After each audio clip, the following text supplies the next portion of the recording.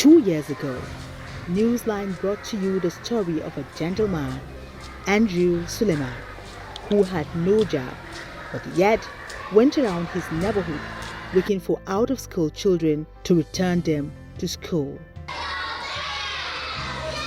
It was in the process he came across Halima, a young schoolgirl who was about to be married off for lack of funds to continue her education. I want to be a doctor. I want to help people in the society. Andrew intervened and Halima went back to school through the help of a kind-hearted Nigerian who watched the story on Newline and decided to sponsor her. Halima Mustafa is one of my students from Borno State. She's an indigent student. She's so intelligent, extremely intelligent, and very, very humble. She will go places. 2 years later, Halima has completed her secondary education. The results, just wow! Glory to Almighty God that make it possible for me. I'm thanking those who helped me, and I'm very happy to finish my secondary school. Not able to contain their joy, Halima, her mother, and their helper Andrew find their way from Mararaba, a suburb, to Abuja city centre to meet and thank her benefactor whom she's never met. This is my first time to meet him, and I'm very grateful to see him. May Almighty Allah bless him, bless his family, and I give them long life and prosperity. It turned out to be an emotional meeting with the anonymous sponsor. Hi Halima, congratulations. Halima, congratulations. You have done us very, very proud. Something interesting played out. Andrew Suleiman, a PhD student who has no job yet, chose to display a high level of honesty and accountability, a virtue rare in this age and time, returning a documented and detailed account of all the monies given to him, plus cash sum to Halima's benefactor as balance. At the end of the day, we still had surplus. Yes, sir. And this is actually the surplus we had.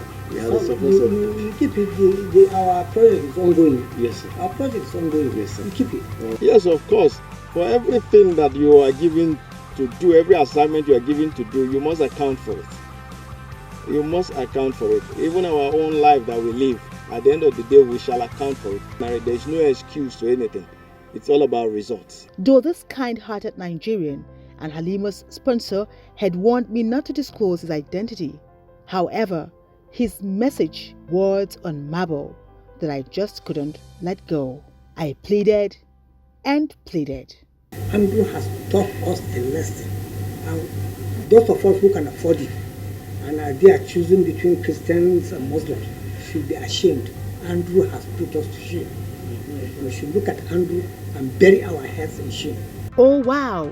Behold the man, the former Director General of the NTA. But again, one very exciting thing about what Andrew does, and is very relevant at this point in time. Religion is a good thing, right? But it's how we perceive religion that is damaging. But Andrew, a Christian, took it upon himself to go out and look for kids, irrespective of their religious inclination, to help them. Halima is a Muslim. Solomon is a Christian. Andrew is a Christian. I'm a Muslim. I saw what he was doing. I was impressed. And I decided to join him. I hope and pray that this will be a very big lesson to all of us in this country. Surprised? There's much more from him.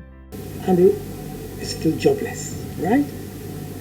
And he's giving me a full account, or he tried to give me a full written account of every kobo that I gave him to help these kids. And I told him I didn't need any account from him. After all said and done, he said there's something left. So sir, here it is. He said surplus, done everything that needed to be done, and some money was left.